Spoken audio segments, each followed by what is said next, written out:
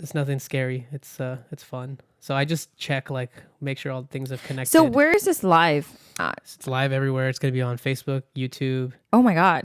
Okay. There's like gaming platforms called Mixer and Twitch. It'll be live there. Oh, okay, cool. And then, you know, afterwards, after it's already streamed live, we'll clip it up and put it all over. So I just go to So check. I can put this like on my page too, of course. Absolutely. You can put it everywhere you want. Let's put this one. Is this it? As long as it's live on Facebook, because that's where right now we have more audience. I'm going to turn this off. All right.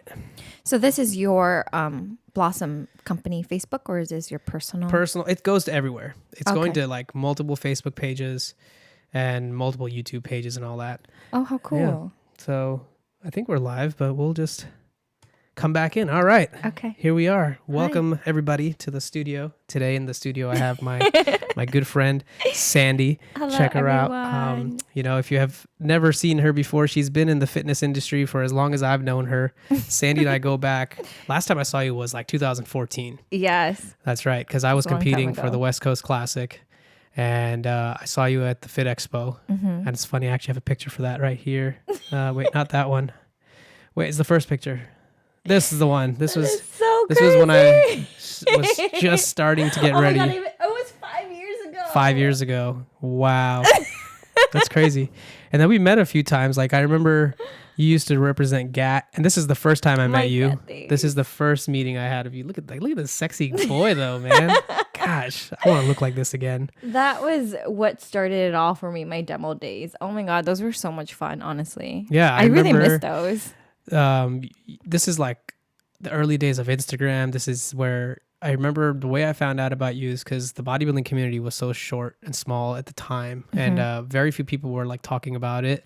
Yeah, Instagram wasn't even really popular. It wasn't yet. popular. Like, people were posting random stuff, but for whatever reason, like, fitness became like this underlying niche that was coming out. And then I Yeah. remember I found out that you were doing a demo nearby. God, look at that. I'm just out angling you so bad. Oh my But goodness. so good. This brings back great memories, man, for me. It does for me. Yeah. Those were the days. And so I came out. Look at that arm, though. 2013. I know. Look at those guns. Shit. Wow. Oh. Yeah. So you were a big part of, like, you know, me wanting to go down this path of fitness and, you know, look like this guy at that year when I won the West Coast Classic. It was quite a transformation from looking like That is so this awesome. I know. in the beginning of the Wow. year to like this. Look at that when change. I won the show. So it was of course a lot of work. Hold on, as you gotta you show know. everybody that again. Go back. This one right here. Yeah. This was From from that one to stepping To on that. stage. That is crazy. Yeah, it's quite a crazy journey. So I wanted to, you know, take the time today, like, to just, you know, dissect a little bit of your history and, you know, what got you into fitness. And I want to touch up upon the fitness part, but also, of course, the mental health part that goes with it, and sort of the mental state that needs to be inside of you to pursue these kinds of goals, and then how they replicate to other parts of your life. You know, walk me back to like what Sandy was like before you got into like health and fitness. Like, what were you up to, and how did you, you know, even begin to say, okay, I'm gonna like start this journey of being this fitness personality, and even go to the gym and work out and stay so consistent year after year after year? Gosh, you know where it all started? In high school, I was super active. Yeah. I was part of a team called Banners, and it was part of the band. And Oh, okay. we did, actually, it Is it started like a back color in, guard? Yeah, almost. You know, Yeah. it started actually back in elementary school where I did cheerleading. And then in middle school, I was part of a team called Flags. Okay. And then that was part of the band group also, kind of like color guard. I was in drumline. Oh, that's so cool. Yeah, Yeah. So we so- went to all the football games. And then in high school, I tried out for a team called Banners, made the team. And Banners was really cool because that's when I really learned how flexible I was. We used to spend so many hours stretching. Like, we would stretch for about an hour or two before we even started practicing for dance or That's any right. of that. That's right. And that was like, I mean, that is the main reason why we did dance, so that we can be flexible. So Right. that was so important for us to do. So yeah, in high school I did Banners, and then eventually I started doing track and field. And Yeah. track and field, I started lifting weights actually in 10th grade. Our coach had advised us or recommended us to start lifting weights. And that was the first time I lifted like 25 pounds. Picked up What my kind first, of workouts were you doing at the time? I did a lot of back extensions. For some reason, I was really, really strong when it came to like hyperextensions or back workouts. But I was so young. I was a sophomore. I didn't even know like what the purpose was. Or You're like 4'10", 4'10", yes. 4'10", doing all these heavy lifts.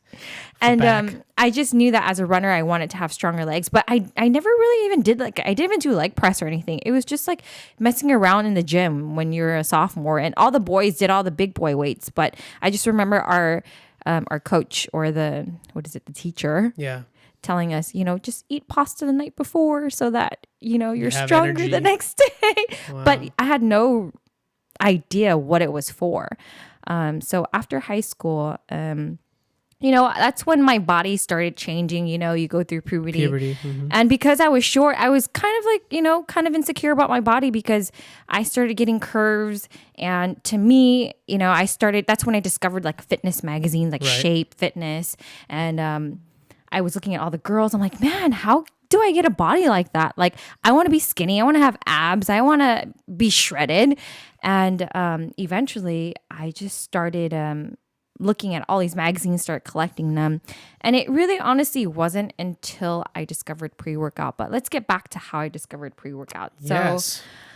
Which is like the crack of the fitness world. the crack of the fitness world, correct. I remember when I was starting out and discovered pre-workout. The pre-workout used to come in the same size tubs as the protein containers. Oh my God, yes. And you had to take like 4 scoops, like protein size scoops, like I don't know how many ounces, at least an ounce of whatever. You need to take that, and that was a pre-workout. And then came like I remember Jack 3D and 1MR came out with the titrated dosage, where it's like you take one tiny little scoop, and it's like, really? And you take one of those. I remember vividly, man. I took 1MR when it came on the market. It was called One More Rep, right? 1MR. I took that. I went to GNC or a vitamin shop. I took a bottle of that. I took 1 scoop of it. I went to the gym. I completed an arm workout. I came home. I couldn't sleep. I stayed up all night. I went to school the next day, and I came home and I worked out again. Oh my gosh. And I still couldn't sleep. Oh, wow. And so I went back to Vitamin Shop and I told the guys, I need to return this. I can't handle this. It was way too strong. And it's never been that strong after then because they reformulated the recipes and whatnot. But anyway, tell me how you discovered pre-workout. So crazy. So I don't even remember how old I was, but so when I started researching on working out. Actually, there was this YouTube page that I discovered. What is her name? Oh, it was bodyrock.tv. Yeah. I don't know if you guys even heard of it. No. I found it on YouTube one day, and I don't know why, but I became obsessed with this page.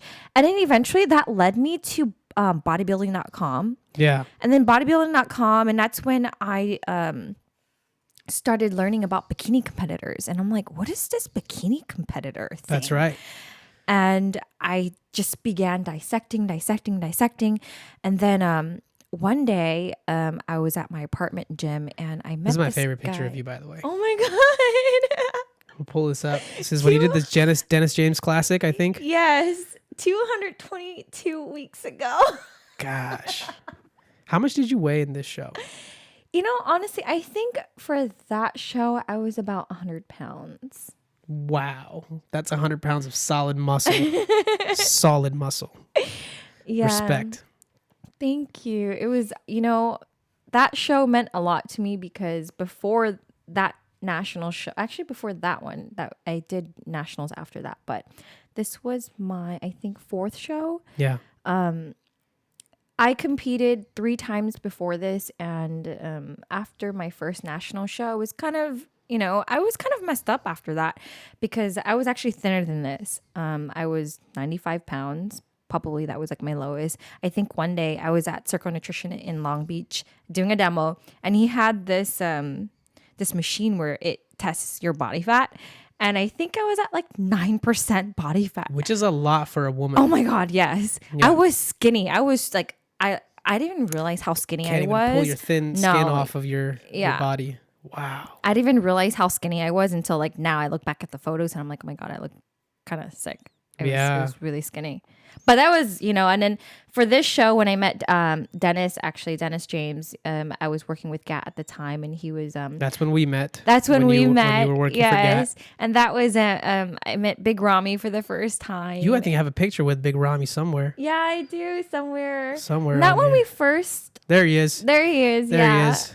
God, he makes you look like just non-existent. I think he could eat you as a meal. By the way, if you guys don't know who Big Rami is, he is the most humble like human being I've ever met. He's just an awesome human. This is when he just came on the scene. We started working with Dennis James, and he went and worked with the Kuwaiti like crew and all that. But he barely spoke English, I think, at the time. When I first met him, I actually picked him up at the airport, and we drove him to the hotel. He did not speak any English. Wow. And I was like so excited to meet him, because he was like the first bodybuilder I've ever met, really, other than Dennis James in real life. But I mean, he was huge at the time. 300 pounds. Exactly. So I met him, and I was like, I ran up to him. I wanted to give him a hug, and he was like, he didn't even he was kind of shocked. Like he didn't want to give me a hug because it was like against cultural and exactly. all that. He comes from a different part of the world. He didn't speak any English, and of course I respected that. I was like, you know what? That's okay. I get it. It's fine. But this was, wow. So many memories when I look at that photo, because I ran into him at City Athletic Club, and I had already started working for Nutrex at the time. And this was like 3 years after we met. Yeah. So yeah. Wow. That's really awesome. Yeah. But you started to, you said you discovered pre-workout and you started going to the gym more consistently. Yes. So where were you learning all the workouts from bodybuilding.com and others? And tell me, how did that process begin? Like, did you from day one just say, I'm going to do this, and then you just stayed committed with it and never stopped? Or what's the story behind that? So I'm going to bring it back a little bit, because I kind of jumped ahead when I saw our competitive photos.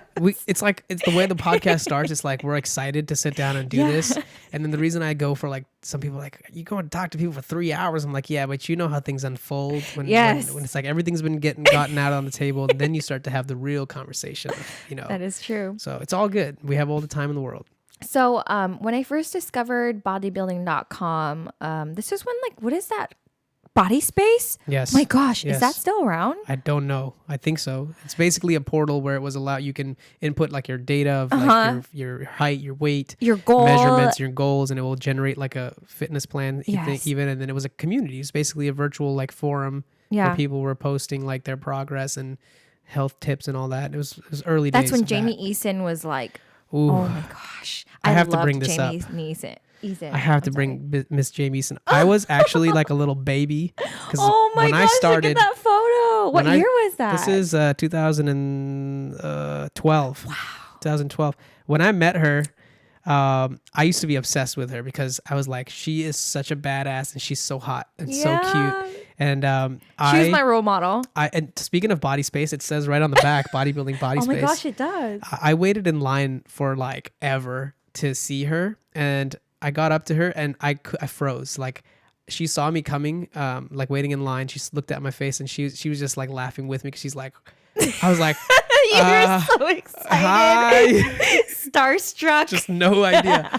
And I was so excited, and I gave her a big hug, and she actually talked to me, and her husband, or I think he was a boyfriend at the time, Michael, they got married after that, but she just told me how she's doing and how, this expo is going. And I was like, yeah, I'm just starting out on this bodybuilding journey. I love following you and learning from you. She would always have interesting recipes. Yes. I she had the best turkey meatloaf or meatballs, the recipe. burger thing. Yeah, I used to make those, the zucchini with turkey. And then she used to have a dessert that she talked about, which was you take, I think it was cottage cheese, cinnamon, and apples, and you microwave the apples so they get mushy. You put them in cottage cheese and put a little bit of cinnamon on top, and that was your healthy dessert for late night. And I used to do that at 11 at night when I'm just I want to just chow down ice cream. I'm like, nope, I'm going to listen to Jamie Eason, and I'm actually going to, I'm going to make this a healthier choice today. Good job. She was really inspirational. I know. For me. I loved her so much. But, she started, she was probably one of the first people that I really looked up to when I discovered bodybuilding.com. So going back. So I started researching, and one day I came across like an ad. I can't remember what motto it was, but one of those fitness magazines, and it was for Gaspari Nutrition Super Pump Max. And I was like, oh my gosh, I want to try this. I'm going to try it. So I met this guy at like my apartment gym one day, and he brought up a nutrition store called Wholesale Nutrition. Yeah. So, it was just down the street from me. And at the time they have like 15 stores now, which is so amazing. So amazing. I'm so proud of them. They only had one store at the time in Costa Mesa, and then they were like on opening their second store in Huntington Beach. So I went to the Costa Mesa location. I met this guy, and till this day, we still joke about this, Mr. Sean Woods. I love you. I pointed to Super Pump Max, and I was like, I want that one. Like, I was so stuck on Super Pump Max because I was like, I wanted to look like that girl in the photo. And, of course, I didn't know anything about bodybuilding. So I was like, I just knew I wanted to look like her. So I'm going to take what she's taking. You're right. So I went in, I bought Super Pump Max, I tried it, and ever since I tried pre-workout, it was like game changer. I had all this energy. You're like, I don't know what's gotten into me. I just want to lift these weights. Yes. So, and I think I had creatine at the time. And then at the time, I just started, I didn't even know anything about ingredients. So I started researching a little bit about creatine. I realized that it helped me lift more. So of course I was really happy. Yep. And then I started going to the gym and just really started talking to I don't know how many months I was actually working. I was probably 1 or 3 months where I the next month I ran out. I'm like, okay, I need more. Then after the second time I started buying protein. And then after protein came I don't know what came after. Amino acids. Yeah. Probably. So it was like, I was such an amateur. I didn't know anything. And then I remember I was in LA one time. Oh, you know what? It was with my ex-boyfriend. He had this friend. His name was Michael Foster, and he had mentioned to my ex-boyfriend at the time that there's this company that was hiring for a demo rep. Right. And somehow my name came up. I interviewed for it, and I got the position as a demo rep. And that's when I started working for GAT. So GAT is German American Technologies. They used to be called something else. I forgot what it was called, but because they're called GAT Sport now. So that's when I really started learning a lot about ingredients when it came to supplements. Mr. Brian Dietz. So you went from not knowing anything about supplementation, finding an ad, and going into a wholesale nutrition store and finding that this is what you wanted to get. Mm-hmm. Fast forward, you're having conversations with folks that are looking for someone to be a rep, and so you basically saw the lady on the magazine ad, and then you're like, I want to be like that, and then you got this opportunity to then be the face of a company's product. I was just a demo rep, at the time. But just sort of like you're the spokesperson, right? Like you're nobody knows about this bottle, right? So you're educating them, and so you almost were like pushed into the direction of having to learn what's in the supplement, what makes it good versus the other supplements, and how is it better for you and all that. That was what brought you into that space. Yes, but even then, it was like back in 2013. I didn't even know I honestly, I was taught to be excited about ingredients when I was training. Yeah. And when I was going through the training process, that's when I realized, I was like, wow, this is so fascinating. I didn't know that, a simple ingredient like beta alanine can help my muscles. Right. Right. Stuff that we've never heard of, all the different amino acids. I remember at one point I was taking leucine, freeform leucine, especially for the last contest that I was getting rid of, between my meals to keep myself in an anabolic state, because I had read research that showed that leucine actually switches your body from a catabolic state to an anabolic state of all the amino acids. Yeah. So I was like, and leucine tasted terrible, by the way. By itself. By itself, it tasted horrible. I don't think people are aware of this. Amino acids are made from human hair and nails. Oh my God, I didn't know that. Yeah. Wait, they actually, really? yeah. It's made and sourced from like human hair and nails. I didn't know that. It's crazy. But I didn't know this at the time, and nor did I care.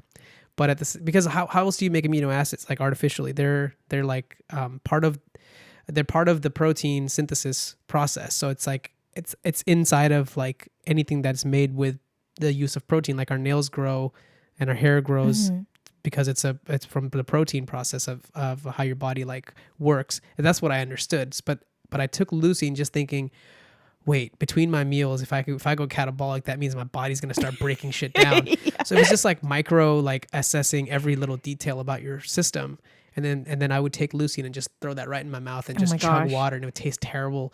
But I would do that and like walk around with a little bag full of white powder on a college campus, with my food bag. And then people were like, what are you taking, dude? It's like, don't worry about it, man. You're not going to understand what this is. Yeah. And I remember like, I can relate to the fascination with the supplementation, because working out is just one part of it. Like we're going to the gym and you're done. But what do you do outside the gym and throughout the day is what really helps make you look that way, the way you did. So after you got with GAT, tell me what, took place. So when I was starting with GAT, I was just doing demos. And at the time, of course, I was shopping at Wholesale Nutrition. I started looking into the competitive world. So at the time, I knew nothing about it. Like, I didn't even know what NPC was. I didn't know what IFBB was. Like, I had no idea what any of those terms meant. Right. So I just knew that I wanted to look like Jamie Eason, Natalia Mello at the time. She was like one of my biggest idols. I remember even Larissa. Yeah. Larissa Reese. Yes. Rice. I think you have a picture with her too. It's actually right there. Where is it? It's right here. Well, show that. That is so crazy. You're like 4'10", and but the craziest part is you still hold your own. Like I seen your pictures with comparison on stage. You have a very balanced physique for a competitive athlete, and I always thought that was really cool. For me, I'm so small that I've always tried to I always think of hourglass. So I always think of hourglass. Yeah, hourglass. So I always train upper body, lower body, upper body, lower body. But since I am short, my legs can grow pretty fast. So I try not to you have to be so in tune with your body when it comes to bodybuilding. But you know what? I didn't know all this in the beginning. I didn't. You didn't know what your strengths were, your weaknesses were. You were just getting started. But over time, I learned. So let's just take it back a little bit. So when I started, learning about these competitors, that's when I wanted to dig deeper. I started researching. I went on, I think, npcnewsonline.com. And then at the time, somehow I discovered a team called Team Zero Gravity. And I think they're still coached by Taylor Benson and Ryan Benson. And I decided to go out there, and I contacted them. I eventually went to their gym in San Dimas, and I decided to join the team.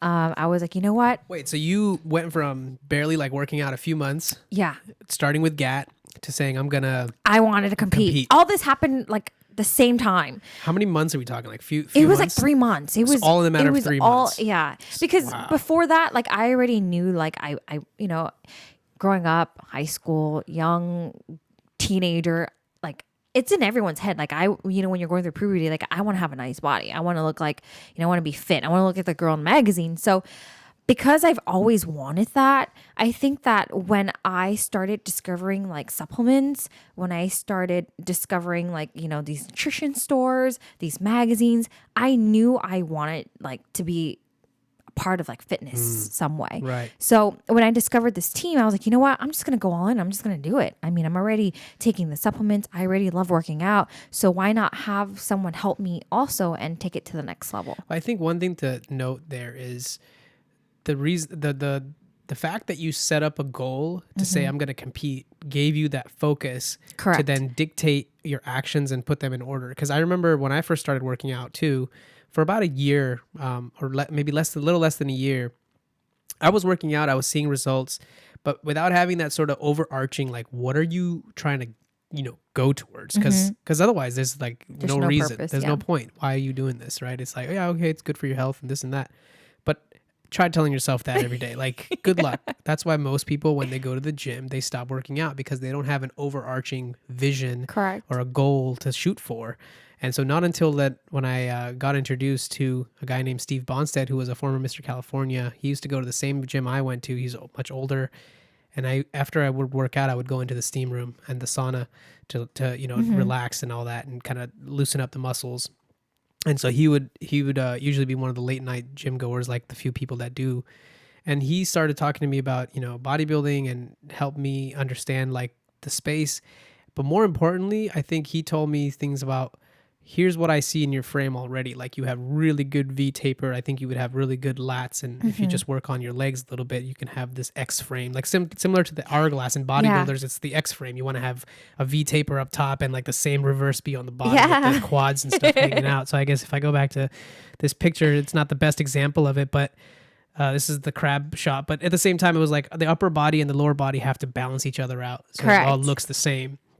And then I started with no intention of being a competitive bodybuilder, but the moment I switched myself from this passive gym goer to having this goal of wanting to look a certain way, the whole game changed. Yeah, same. So when I met this team, I started, of course, they already coached like a bunch of girls and, they're already doing shows and people were winning. People were getting first place. I was like, you know what? I want to win. Yeah. I want to compete. I want to do this. I want to look like Nutella Mello. So I went, I started training with them every single week. I started dieting. I remember my first show. I think I got ready in like 4 weeks. That was extreme. That's insane. That was really, really insane. But this was, again, when I first started in industry and I just decided to go like 100% in. So when I decided to compete, at the time when I was shopping with Wholesale Nutrition, one day I get this message from the owners, Chris and Preston, and they wanted to sponsor me. And I was like, sponsor me? What does this mean? Never heard of it. Never heard of it. So I think at the time they had 4 guys, and I was their first female sponsored athlete. Wow. So people don't realize if they hear this, like today we're sitting in 2019 talking about this, but back in the day, like this was a very new thing. Very new. Very, very new endeavor. This was not something that was common practice. Very few people even know about the industry. It was a taboo sort of place, a very small niche that just has been blowing up more and more and more, in the last few years. Yeah, like I didn't even know what sponsorship meant, but basically they were there to help me when I needed supplements. And, I continued supporting them and I continued doing demos at their stores, but not only at the stores, I was with GAT at the time. So I visited a lot of different stores. Yeah. So let's go back really quick. So when I started doing demos for GAT, I didn't even realize that I was really good at it until they wanted to give me more territory, meaning I eventually started doing sales for them. I started managing the entire Southern California, and eventually that led to me managing the entire state of California. But of course, to get to that point, I had to learn a lot about supplements. And of course, I started researching everything there is to every individual ingredient. So every ingredient that GAT had for their product, for example, NitroFlex is a huge seller for even till this day. And it's a natural testosterone booster pre-workout. And one reason why I fell in love with I was already taking pre-workout. So before that I was Super Pump Max. And then I started taking NitroFlex. And because I've benefited from NitroFlex so much, I was so passionate about it that I was able to, although it had, I'm thinking too much. Just slow it down. It's okay. I'm like so excited. It's all right. We have all the time, Sandy. I know. We'll let this unpack. It's okay. Take a breath. So NitroFlex, because it had an ingredient called CFB in it, it was an all-natural test booster pre-workout. Yeah. And of course, women were really like afraid of it. They have low testosterone to begin with for a reason. They So don't wanna look girls too would be manly. like, girls like were afraid of taking pre-workout to begin with, But for something for me, I wasn't afraid of it because I took pre-workout already, and I realized like how much it benefited me. So when I started taking NitroFlex, I've learned the chemistry, the science, and everything behind it, that I was like, I knew it wasn't going to hurt me in any way. Right. So that's when I started educating other people on ingredients. So you uncovered the taboo with pre-workouts and the unknown of what these ingredients are and why they exist. And Correct. because you started using them yourself and saw results, you chose to educate other people, to inform them and bring them up to speed. Here's something that can actually help you with your endeavors, rather than why be scared of it. Like, yes, because even to this day, and I think that this is still a common thing that I hear from girls, is I don't want to get too buff. I don't want to take anything that's. I don't want to look like a man. I don't want to be jacked. Yeah. I don't want to take that. I just want to be toned. Right. But I'm like, what does that mean? What does it mean to be toned? And how do you get toned? And it goes back to the question of, how I stay motivated and continue training throughout these years. Yeah. And a lot of it comes from sports supplements, and the benefits of sports supplements. So yeah, back to NitroFlex. I started taking NitroFlex, started educating people, even women, on the benefits of all that. So that, of course, led to sales. Because you're already talking to the people. Yeah, because and I was so talking to them passionate about it. And then everybody wanted to try what I was, so passionate about. And then eventually that led to results in, helping me compete and do better at my shows, because I was able to stay focused on the prize, which was, I wanted to compete in nationals. That's I wanted right. to get my pro card. And if you guys don't know, basically in the NPC world, you have to win your first national. You have to win nationals in order to qualify. Yep.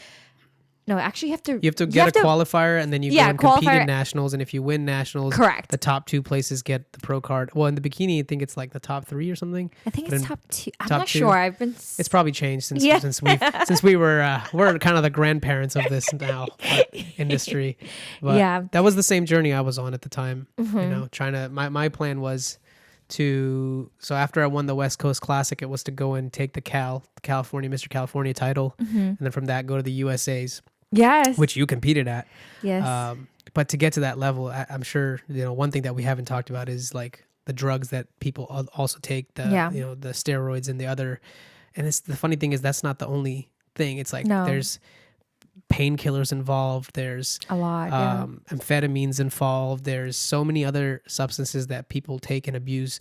But at the same time, it's like that's what they chose to do. It's like when they're so dedicated and fixated on that goal, nothing else matters to them, not even their own health. That's true. Because it's about the trophy now. And, maybe we should hold back on that, or we can go into it now. It's like part of being a competitive athlete. I think you and I both saw that it went to a place where after we were getting good at crossing the T's and dotting the I's and making the workouts every day, eating the meals every day, doing the cardio every day, seeing the changes in their body. Once you get to that competitive level, and even if you start to look good as a competitor, it never ends. You start comparing yourself with all the other competitors. That's true. And sooner or later, your mental health starts to kind of catch up to that. It breaks down. Yeah. It starts to affect you. You're like, well, what am I doing this for? You lose intention. You lose the sight of why you started in the first place. Like for me, I started because I wanted to avoid having health issues that my family has had. And that was really the main goal. Wow. And then competitive part was like, Steve got in my head about you could be this bodybuilder person. And I was like, okay, that'd be cool. And as a teenager, of course, I'm influential. I was 18 at the time, 17 Win or 18. Mr. Olympia. Yeah. And I'm like, That's okay, a goal. let's at least try. Let's see where this can take you. And then once you climb, it's like a bug. It's a competitive bug. The moment you get on stage and you've done And it. then when you win too. Yeah, my journey wasn't as cool as yours. I lost a lot. I took second and third place 5-6 times before I took first place. And then when I did win, I tell this story all the time, is I'd never felt good that day. When I won, I felt I was insufficient. I didn't look the best, but I looked good enough to win the day. And that's what really it came down to. And it started to break down in my head, like, what is bodybuilding? It's like you spend this enormous amount of time, weeks and weeks and weeks of contest prep. Yeah. But then you all comes down to that one day, that one like So moment on stage where anything can go wrong. Your tan could be off. Your posing Could be off. Your maybe you're bloated for whatever reason because your You had water too much retention, carbs. water You're retention's too messed full, up. or- Whatever.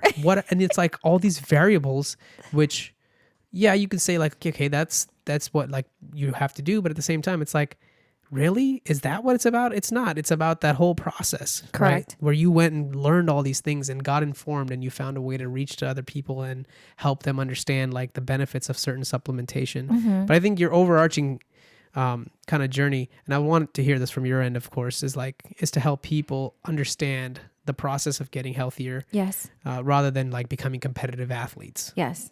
But you did that yourself to see what that was like and go to the extreme to Correct. learn that knowledge, but then bring it back to like the practicality, Yes. right? Correct. So what happened with you throughout the competitive journey? Well, so I competed in 2013. I did my first national show. After my first national show, honestly, that one messed me up a lot because How so? I didn't win nationals, and Mentally it messed you up? And mentally it messed me up because I had You're like, I did all this work. I had competed 3 times already. I won my first show, and then the second show, actually, I didn't. I placed second one time, and then I competed again, and I placed first. And then at nationals, I placed 7th. I got first callouts. So when you're competing, you have these different callouts, and you want to be in first callouts because that means you're like the top, Yes. top 5 or top 6. Right. But at nationals, I think it depends on how many people are competing nowadays. But first callouts is where you want to be at. So I was so happy. I was so excited. But that day when I placed 7th, I don't know, something broke me. I was like mentally really, really fucked up. Like I was like, man, I placed 7th. I can't believe this. Like I was prepared to I wanted to win because in my heart, like I trained so hard. I was dieting so much to the point where I weighed my lettuce. That's how crazy I was. Dang. Yeah, I weighed my lettuce. And you were working with Dennis James. At the time I was with Team Zero Gravity. Ah. So I didn't discover Dennis until after the fact. But, Okay, I'm sorry. So no, We that's jumped okay. too far. That's okay.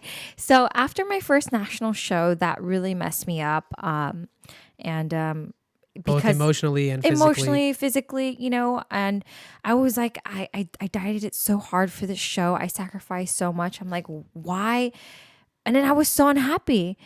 But I'm like, then it came to the question of why am I doing this? Why am I dieting so hard for something just to place 7th? For what? What is my purpose here? Why am I doing this? Then I rebounded. I started eating everything. I started eating things all the stuff you deprived yourself of. I ate pie. I ate a whole pie one time. I was like, I never even eat pie. What is this? I would love to see you try to eat a whole pie. I actually did. That's I really amazing. like the crust of a pie. Pie crust is the shit. It's so good. But I was and then at one point I was really heavy. I was for my height, I think I gained up to I was 115. So going from 90, 95 pounds to 115, that was a lot for me. Right. And I think there was one year where I think it might have been at the LA Fit Expo where I felt man, I feel really thick right now. And I was just so unhappy, even though I was working. I was sponsored. I was working for a supplement company, which is everyone's dream nowadays, to be honest, but I wasn't, sponsored with GAT per se, as far as being the face of it. I was more of the business side of it. I really enjoyed, teaching people about the benefits of supplements and then getting the supplements into the stores. So that's where the sales side came in. Anyways, going back, I lost my train of thought. That's okay. I'm sorry. That's all right. That's totally fine. So let's talk about this. I would be more interested in knowing what were some of the pitfalls that you found being part of the sort of, because like you said, everybody wants to be sponsored by a company. Correct. They want to be an athlete that on Instagram has that sponsored by XYZ, Yeah. and it competes in this, whatever federation, and has these accolades of all this.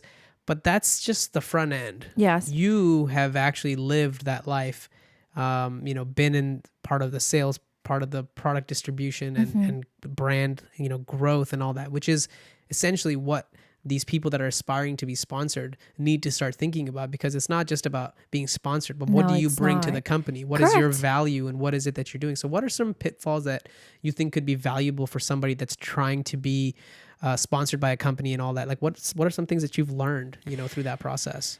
So nowadays, and actually, like there's an example of like a kid the other day. I was like working out, and he's very, very young, and you can tell he's really motivated, and he started asking a lot of questions for some reason. And normally I don't like talking to people in the gym, but he was like, I want to be sponsored. I want to be sponsored by, I think he mentioned NutriShop, and I was like, well, why? Like, Why? why do you want to be sponsored? Like, for what? He's like, yeah, so I can, I can get my name out there, so that I can get products, so that I can be the face of it, so I can start modeling for them. But I'm like, okay, so what have you been doing? Are you currently buying their supplements? He's like, yeah, well, I bought, I go in there from time to time. I talk to the employee, and, I always send people to their store. I'm like, okay, so what else do you do? Are you posting photos of you wearing their gear? Are you posting photos of you actually using it, and why? He's like, no. So then I asked, well, let's just take this back. Like, why? Let's figure out why you want to be sponsored in the first place. So a lot of people think that being sponsored is going to get them famous. It's going to get them a lot of money. Yeah. But in reality, it doesn't, Most of these companies don't pay you. They pay you in product. Yes. They give you free. They give you, some of them, I know they even just give you a discount on the product. They don't even give it to you for free. Yeah, that's very true. Yeah. But when people want to be sponsored, I always tell them, like, even when I was hiring like ambassadors for other people, for other countries, like when I did manage, when I was with the supplement company, I would always see like how can you bring value? Like, what are you gonna do for the company? Nowadays I feel like everyone's always like, what are you gonna give me? Right. What are you gonna get? Like, what am I gonna get out of it? But I'm like, wait, hold on. Before you even get there, what can you bring to the table? Exactly. Yes. You have to think of it like a job. Do you think that when you go to work, you're just going to get paid? Right. No, like you have to put in the work before you can even earn the money. You have to put in the hours. The same goes with sponsorship. Yep. You're going to have to put in the hours. You're going to have to grind. You're going to have to show your worth. Or there's no reason for a company to sponsor you, because, at the end of the day, it's going to have to benefit both parties. Right. And you took on, I think at one point you mentioned you were doing global operation, like trying to get companies' products, not just in the US, but because a lot of these supplement companies were very new, and now they've been more established, that we're sitting in 2019. Mm-hmm. But in those early days, you had to think about like, well, how can I help educate other people about this, which is very different than most people's approach. Like, you chose to learn about the products, Correct. what's specific in them, and then teach other people the benefits of that internationally. Even I think you said you traveled to China at some point. Yes. And So tell me about that. So when I was with GAT, I eventually got approached by Nutrex Research, and that's when I got the chance to meet Larissa, and I was still very starstruck with her. Till this day, we're good friends now, and she's such an amazing human being. But I got the chance to run the West Coast for Nutrex, and eventually, it was always a dream of mine to run Asia. And after being with Nutrex for about a year, I got the opportunity to get a job promotion to run Asia. But the only kick was I had to move to Florida. Long story short, I accepted the position, moved to Florida, started managing Asia, started traveling to, actually, I didn't travel to Asia first, but I managed Asia. And then that eventually led to me managing Australia, New Zealand, Russia, and India. Wow. So for me, the thing is, not every country, same with every human being. We're all different. And one specific products are going to be popular in different countries. And you kind of have to think of it as like a beginner's standpoint. I'm trying to break this down. Like, I always like to use skincare as an analogy here, only because, we all have different sizes. We all have different shapes. Like, we all have different skin types. Right. And just like supplements, it's going to be different for everybody else. So the same kind of goes with a country. Like for China, they're so new to even to a single supplement that you can't expect them to want to know or bring in every single product. So when I educate from like a beginner standpoint, that's how you slowly get yourself into like these different countries. I don't know if that makes any sense. So how do you dictate or figure out, like, for example, in China, how would you have gone about to figure out what would resonate with the crowd there? Is this the research that a company like GAT would do, or is this something that you had to figure out yourself? I had to figure it out myself. I basically researched everything, Like, you start by, I used Google a lot. And basically I learned a lot of where supplement stores were. It's kind of hard to explain, really. Like I would Google like supplement stores in each country. Yeah. And then from there, I would just email them. I would contact them, and then I ask questions. I ask what's popular nowadays. What are some things that people want? Is pre-workout popular? And if so, what kind of pre-workout are they taking? Popular? Yeah, right. In Asia, they're very big on mass gainers. They're very big on pre-workouts. Fat burners are just becoming a thing, But in a country like Australia, they're really big on like, how am I going to explain this? On the banned ingredients. Banned ingredients? Yeah, because they always want like the strongest stuff. But the thing is, there's a lot of rules and regulations too. So it's like there's so many factors that go into selling international. But I'm losing track again. That's okay. I think I follow along. I think what you're saying is that you had to figure out really specifically what is it that the people in those countries are already interested in. Correct. And how do we get these new products from company like GAT or Nutrex? Their specific products, because every company has a large distribution of different products like pre-workouts, proteins, fat burners, and I don't even know what else, like amino acids and God knows what else they have nowadays. But then you have to find, how do we get this specific product into this market and make it successful? Because like going back to being sponsored by a company, it's not just so like, oh, here you go, here's a bunch of free product, put it on your Instagram. Yeah, no. They don't care about that. They're more concerned with, how do we grow this brand? How do we grow the product line, which is what you were a big part of. So that's really awesome. Yeah. But also, I just wanted to touch really quick too, just like an individual, like when anyone just starts off using like a supplement, I don't like to just push like every single product on a person. I like to learn everything there is. Like, are you currently taking any products? I feel like that's very important. And it goes back to like, learning about your country too. When you are managing a country, like you figuring out what is best for that country and your body. It's kind of like the same thing. Right. Like, so I wouldn't put a beginner on like, a pre-workout, a fat burner, all at one time. You would figure out in steps. What's most essential? Probably some protein supplementation. Exactly. And then you work from there, and then that's like your baby. And then you just slowly educate and just grow it from there. Right, and it's just like bodybuilding, it's the same thing. It's going to take so many years for you to learn a lot about your body. It doesn't happen overnight. And just like building a business, it takes years and years and years of hard work. Just like that sponsorship. If you want that sponsorship, you're going to have to put in all that work and learn everything there is to like what you personally like about the brand, and then why the specific supplements they have work for you. And then, it just, yeah. So piggybacking off you have to work consistently over and over again to get, yourself sponsored and successfully be with a company. The same is true for working out in the gym, of course, and building your physique. I want to know more about when, you obviously have certain level of consistency and discipline that you participate in, but you're a human being just like everybody else. So Yes. when you have those days where you simply just can't get yourself on track, maybe you woke up and have stress about other things in life or whatever it is, tell me like really like what is the inner environment like? What are you going through? And then how do you kind of, you know, put yourself back into that state, that focus of, because I think this would be really important for a lot of people, including myself, because now that I don't have this goal of like this being this competitive, you know, bodybuilding freak, Yeah.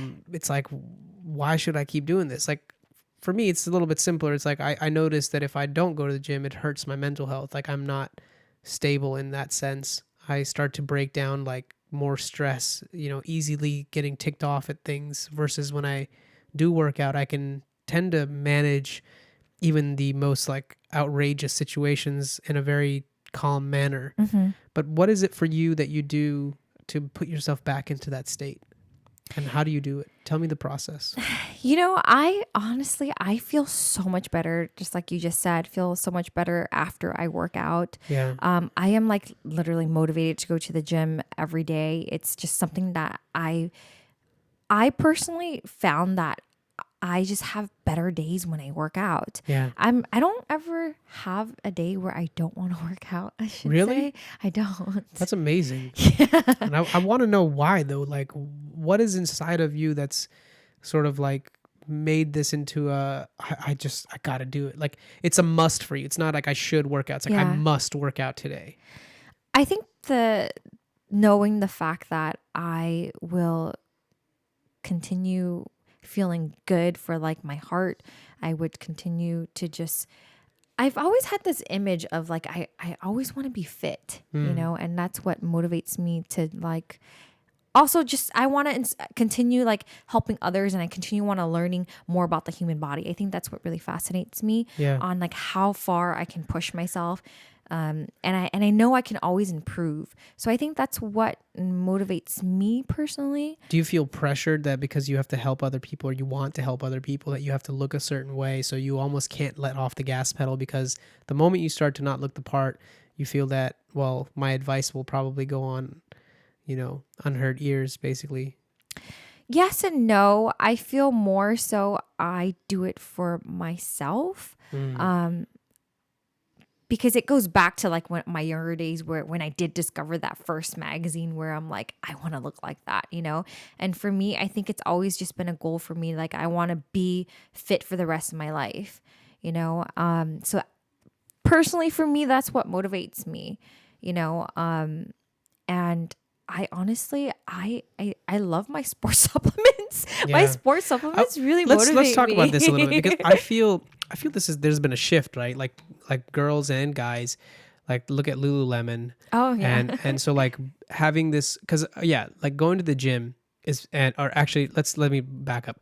Getting in shape and being healthy, we're talking about this a little bit. It's very simple. Eat less, work out more, get some sleep, and just do that every day. It's a simple process, but then it's just you battling your own thoughts like, oh, I don't feel like it, or what's the point, or I'm not really getting results. But the moment you start getting some results, you can go take it two ways. You can either say, wow, this works, I'm going to keep going ahead, or you can slack off and be like, yeah, this works. I might be getting, you know, too much. I don't really want this. I'm going to like go back to my old patterns of not being disciplined or whatever. Yeah.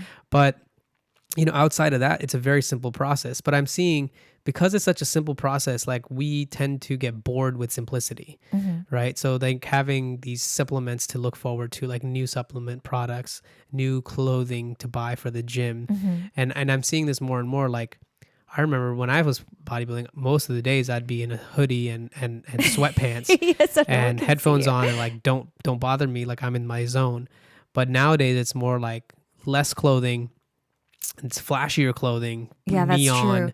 and it's like I used to be like, what the hell are people up to? But I'm starting to see it more in the angle of these are sort of things to constantly keep your motivation up, so you keep sticking to this activity, because it's a very robotic activity, like going into the gym and like doing the same exercises, reps and sets over and over and over again. I mean, it's very much robotic. Yeah, But it that's is. what works, right? Yeah. Like that's what we need to be that way. So I think in a way, what I'm understanding from what you're telling me also is like the supplements keep it rejuvenated. Like you feel if I have like this new supplement to take, you're excited. Like, and I can relate to that. Like I used to wake up in the morning. I've said this in the show before. Is like I had a really tough time waking up and doing cardio in the morning. So I would put a caffeine pill next to my bed before I went to sleep the night before. So I would wake up and pop that into my mouth and go back to sleep. And then the caffeine pill would hit.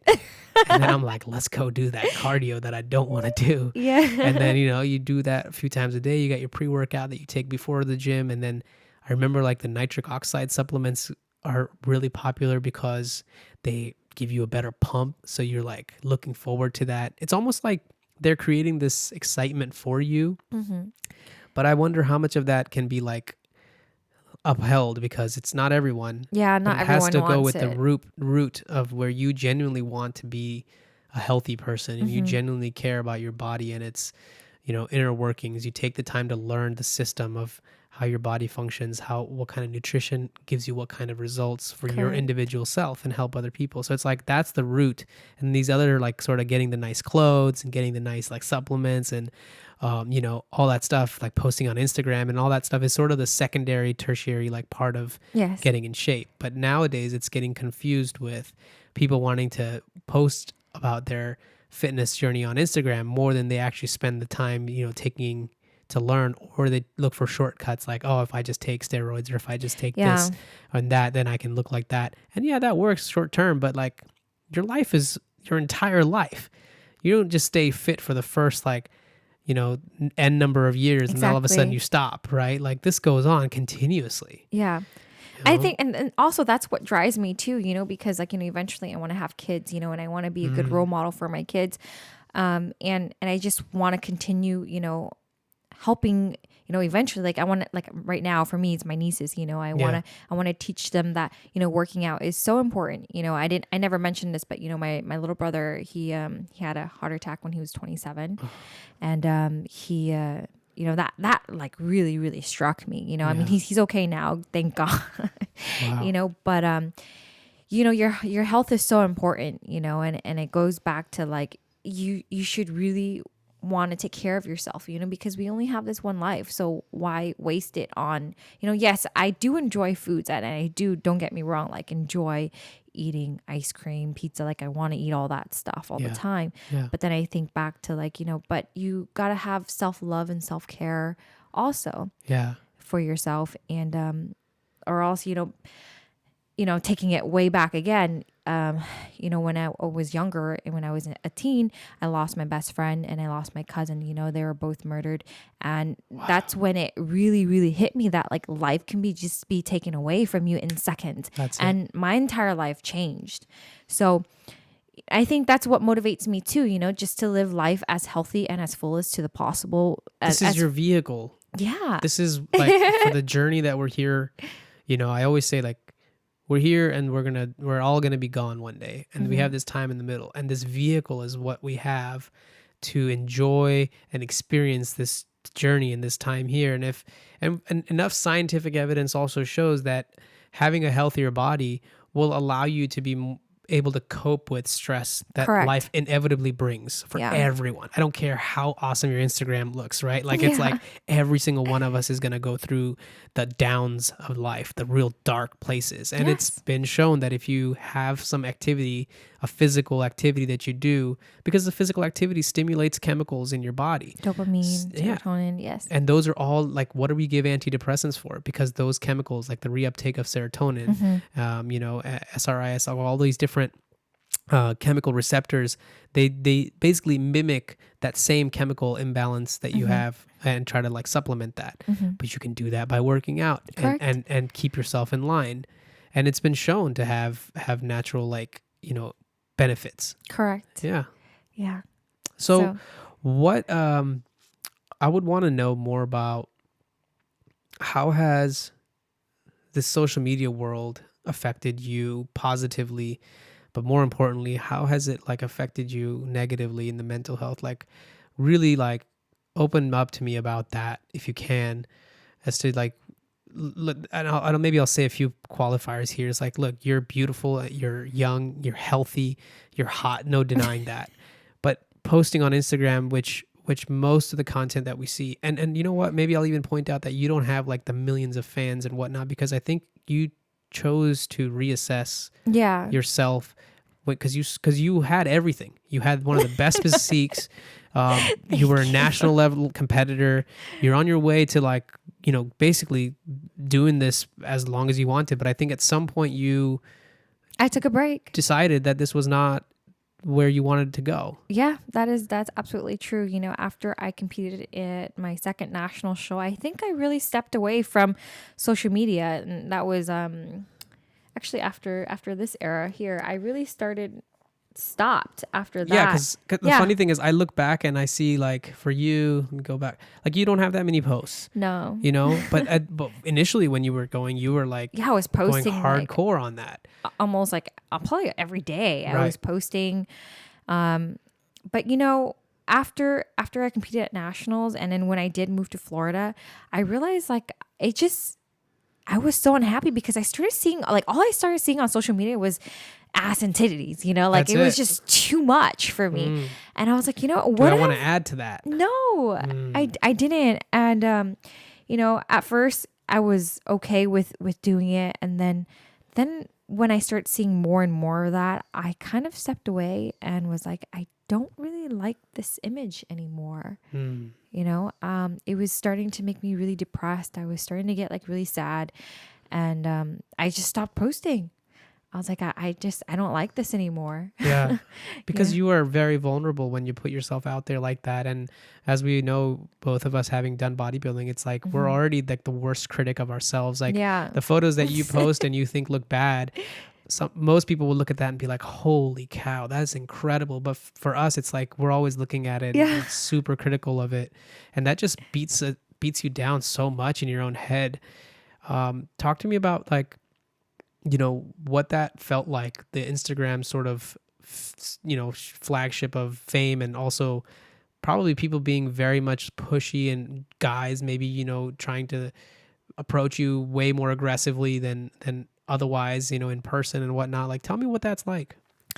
To this day, of course, like the photos that get the most likes are the ones that are where I am showing a lot more. Yeah.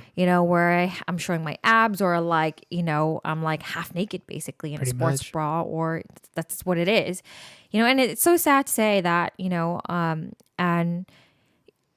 me being a girl, especially working in the sports supplement industry, there are a lot of guys where they will send you dick pics. They will send you like, tons of messages like you're hot, or trying to go out with with me and stuff, and it gets so tiring after a while, because you're like, man, like That's all I am. And then you start feeling so like worthless, and that is, I went through a whole probably like 2-3 years of not posting because of that. Yeah. And I was like, I was sick of it. I didn't want to deal with it anymore. And I decided that, something needs to change, because like all I see when I open Instagram is, these girls opening, a energy drink and trying to sell something that makes no sense to the image.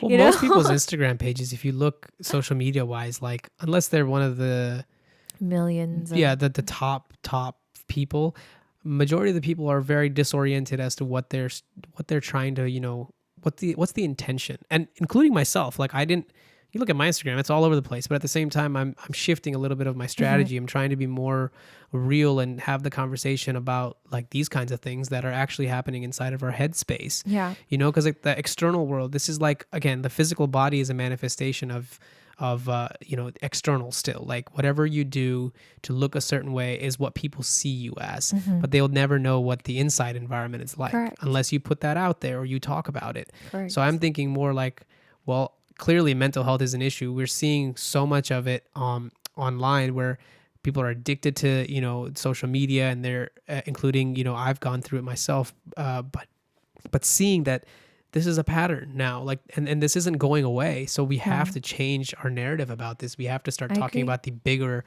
picture. And I do appreciate you, coming down all the way from LA, taking a 2-hour drive to come see me and sit in front of me to talk about this. Genuinely, really, shows a lot about who you are as a person, that you do genuinely care about spreading the right kind of information and not just the cheap kind of tactics that do work, but also don't make you feel fulfilled on the inside, and we were talking a little bit earlier about being on the platforms and having to put this out hurts on the inside too, but there could be a good balance is if we were to share more of like the information. Like I've noticed you've shifted your perspective on Yeah. Instagram. You're sharing more of the knowledge that you know, not just the physical body that you have, but the knowledge that you have, which is amazing. Like you've spent 10 years like or Yeah. whatever, like learning things and applying them to look that way, which Yes, is way correct. more important than like just looking that way, Yeah. because then other people It's can true. utilize that, right? What has been like the most common question that you get asked in terms of like, is it about weight loss generally? Or is it about like supplementation? Like, what do you find most people are interested in knowing? A lot of people want to know a lot about nutrition. Mm, And it's kind of like, I would say 60% nutrition and then 40% supplements. But a lot of people just don't know where to start. right. So that is something that I found that I truly, truly love sharing is like why I started, how I started, and how to get where I am today, because I know how it feels to be an amateur and not know anything, and I Right. mentioned this before when I first started, I didn't even know what gluten-free meant Yeah. or what steel cut oatmeal was compared to regular rolled oats. Like, I still don't know. it's the way they grow, but yeah, It's the way they grow. yeah, and there's different. I mean, steel cut. We'll get into that different Well, let's get time. into it. I mean, let's talk about what kind of, let's say somebody comes up to you and say, hey, Sandy, I want to, get started in my fitness journey and I want to eat better. And yeah, everybody knows that they have better food choices than pizza Yes, and of course. burgers. But like, what do you recommend, to somebody that's just starting out on their fitness journey, and nutrition wise, what has been sort of like the staple that, you feel is going to bring them success? So for me, I always like to so just a couple years ago, I realized that I kept getting really, really uncomfortable with like my stomach. Like I kept having all these stomach issues. I was getting bloated from like all these different types of foods. And at first I thought it was, maybe I'm so sensitive now because I have competed. So, I didn't Yeah. think anything of it before until I finally got an allergy test. Oof. And I realized that, I was I'm allergic to wheat and dairy. So, and I had no idea. Like, I didn't even know that. So now when I teach people, I really became obsessed with like learning about ingredients. And I feel like that is way more important than anything else, because when you know how to read a label, for example, not only with Nutrition supplements, label. yeah, nutrition labels, you'll really figure out what works best for your type, because everyone has different body types. What works for me is not going to work for you, because I am wheat sensitive. You may not be, so you may be able to eat certain things that I can't. And I think that plays a huge factor as when it comes to like, your macronutrients also. Just figuring out like how much carbs you can intake a day, because maybe you can eat like 300 grams of carbs, but only someone 410 like me, I can only manage to eat like 150 to like 100. So it's all about finding the balance for your body type, the macronutrients for your body type. So Right. from a beginner standpoint, that's what I like to teach first. How What's your baseline? Is that like that's what you are basically getting at? Like figure out what's your baseline for your body. Yeah, correct. And Yeah. then also learning ingredients. And because nowadays there's so many things on labels that lie. To be Yeah. honest, it says that, it's like super, just like, I don't know, the other day I saw like Cheerios. It was like protein and, but then you read the label and it still has corn syrup, and all these different things play a factor into your gut. So that's another thing that I like to focus on is, our gut health is super important. And I think that a lot of people don't realize that, Yeah. they think that, it's just, oh, I have to be a vegan or I have to cut Too out. extreme. Yeah, too Yeah. extreme, but it's also about keeping your body alkalized. So it's like there's a lot of factors that go into your nutrition, but it all starts with learning your body and figuring out what works best for you. So maybe what would be beneficial for someone to hear is like, walk me through a day of like your meals, kind of like what you do to alkaline your body in the morning, Okay. and of course to stay that way, and pre and post workout supplementation. Just walk me through like a day in the nutritional life of your adventure. So in the morning, I always like to drink, and of course, I don't always have the time to juice or make a greens drink. So nowadays, I try to just drink water with just lemon in the morning. That's good. Or yes, that's good because lemon, it's people think lemon is like really acidic, but it's actually very alkalizing for your body. Yeah. So I like to drink water with lemon, or I like to drink a greens drink in the morning before I do anything, just so that my body's like. So first thing you wake up, take lemon water or some sort of alkaline water. Yeah, or like a greens drink, greens. just to alkalize your body to wake up and just feel better, because when you're sleeping for 8 hours, you're dehydrated. You're That's not right. drinking or doing anything when you're sleeping. So you want to alkalize your body as soon as you wake up. And then for first thing I do is, because I like to train in the morning, so I'll usually make my pre-workout drink.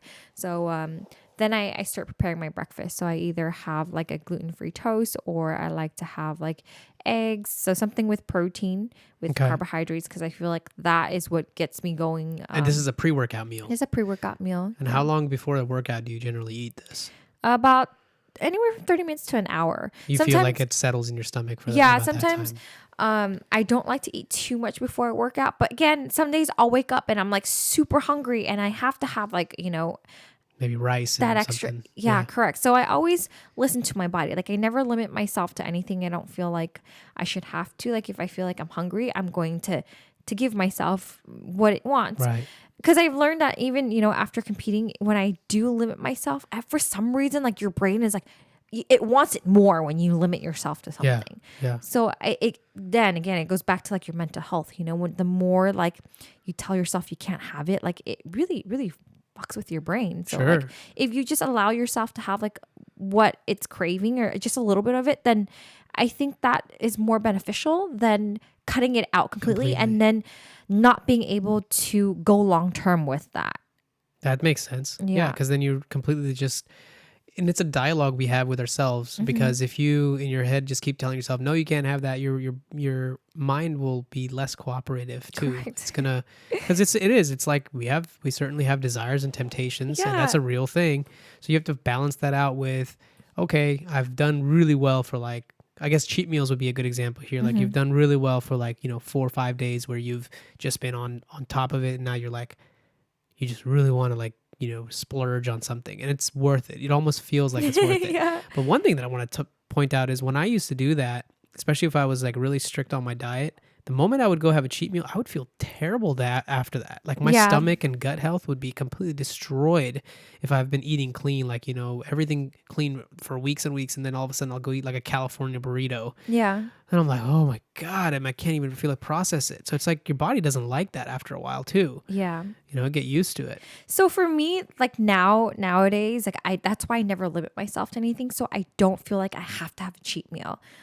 So because you're bringing it in. Like if I want chocolate, I'm gonna have chocolate. If I want cereal, like I don't ever give myself rules anymore, because I found that when I give myself rules, then I have the cheat meals, and then you feel really shitty about yourself afterwards. So now when I don't limit myself, I don't ever have to get back into that place where I feel like so shitty after I had like a cheat meal.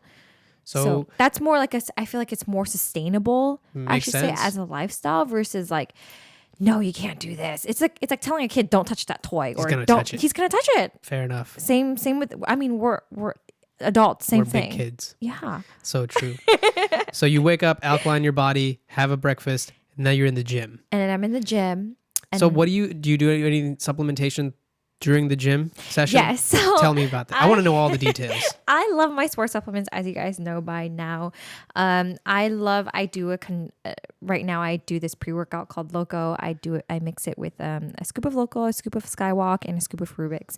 So basically one is a nootropic, so it gets me like super tunnel vision. That one, Skywalk, doesn't have too much caffeine, and actually it's green coffee bean, but they have an ingredient called alpha GPC in it. There's also like tyrosine, and they're basically ingredients to help you focus. I also like taking Skywalk on like my non-workout days, because like I feel like if I want to be productive, or it gets me like in the right mindset of, it's kind of like watered down Adderall.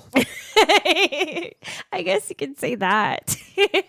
I never really taken Adderall before, but don't start now. Stay away, Sandy.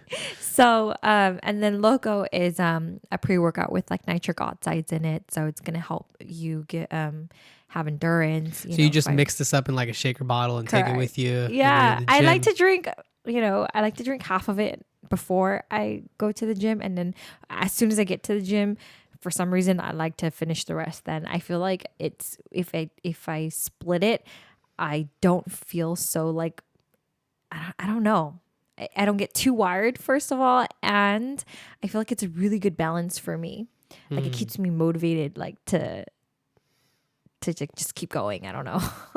And what's supplementation like after the gym? So we're gonna finish the day off. So tell me. So after the gym, I usually do a protein shake, Okay.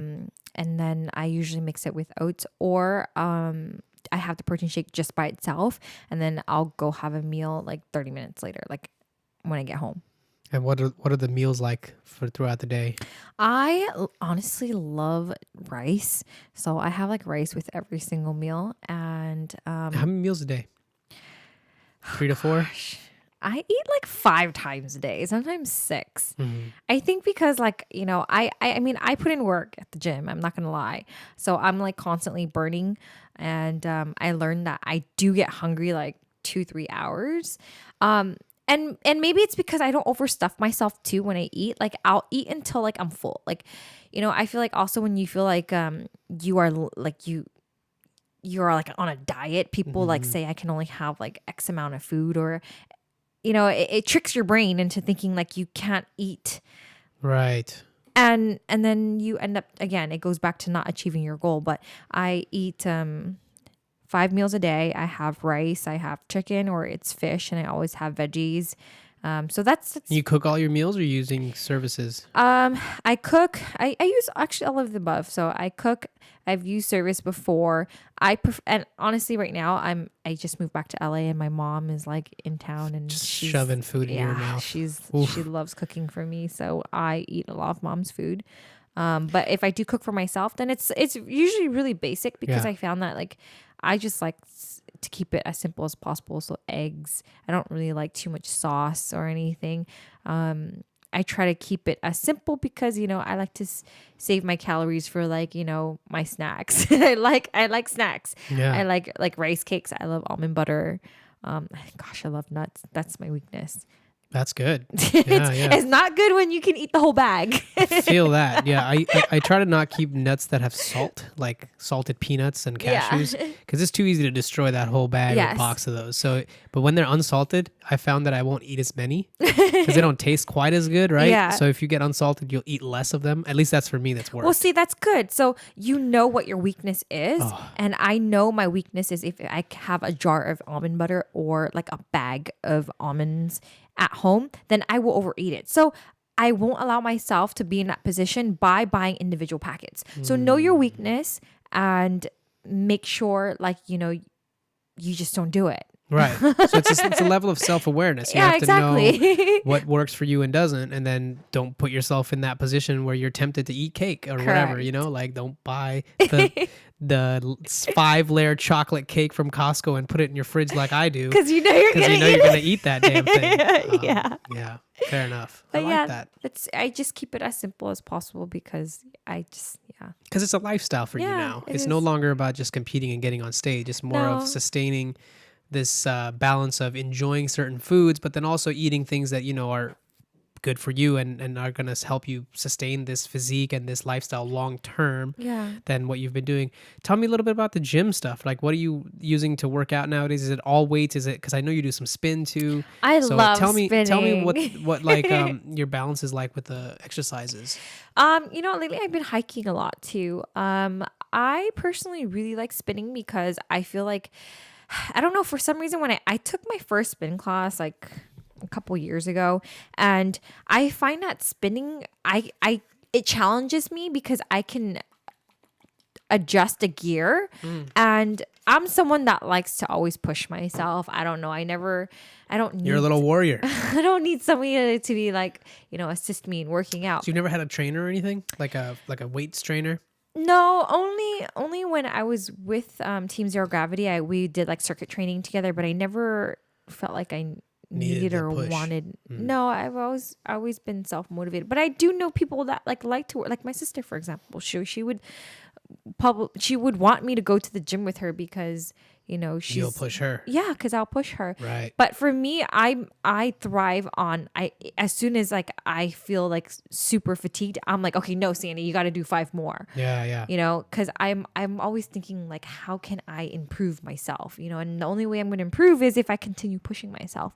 So that's why I like the spin bike, because I can adjust the gear. So as soon as I feel like it's getting a little too easy for me, I'll up the gear. But that's just what works for me. Like, I personally really love it when I get sore and when I burn, because I know that like I'm burning You're calories. making something happen. So spin is something you're doing, and you're still doing weights and everything. What are the weight splits like for you? Honestly, what works best is I like doing upper body, lower body, upper body, and lower body. So like, I never have like a routine set in my head. I just go with how I feel when I walk into the gym. Like today, I'm going to take a rest day because I'm really sore. Like yesterday, I did upper body. And when I walked in, I had the intentions of doing back, but somehow it turned into like me focusing more on my shoulders. So like, I'll start doing a warm up, and I'll just start feeling out like what parts feel like they're not sore. Like if I feel like I'm lacking my shoulders a little bit, I'll just continue training my shoulders more until I feel like really fatigued on that. And then I'll move on to like triceps.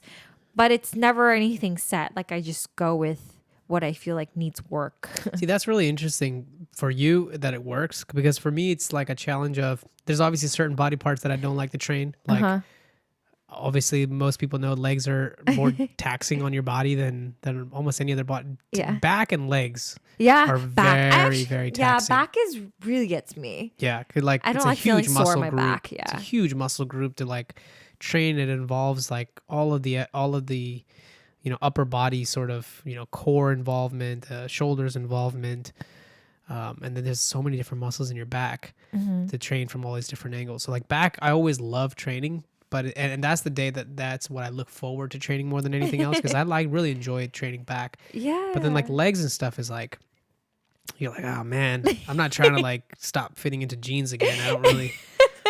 But at the same time, it's because I remember beating myself up for legs. Like quads were okay. Hamstrings were super difficult for me, which I've talked about many times with you. Is like, I always appreciated how you had your legs looking when you got ready for a contest, because you had fucking ripped up hamstrings, which is not easy.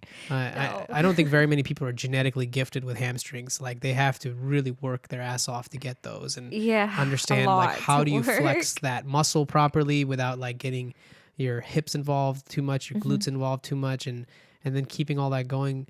So, tell me a little bit about, like, I'm sure a lot of girls out there that are trying to like get a bigger butt or like better legs. Like, you have phenomenal legs. Oh, thank you. I feel like they still need improvement, of course. That's of course to your standard, and you need that. Otherwise, you wouldn't be working out, right? So you need that. But like, walk me through a little bit, and we can segment this out for even for Instagram and whatnot. Like, what works for you for like leg development and for glutes development, maybe in two separate ways, but. So for me, maybe because I've been working out for a while, it takes me a little bit to warm up.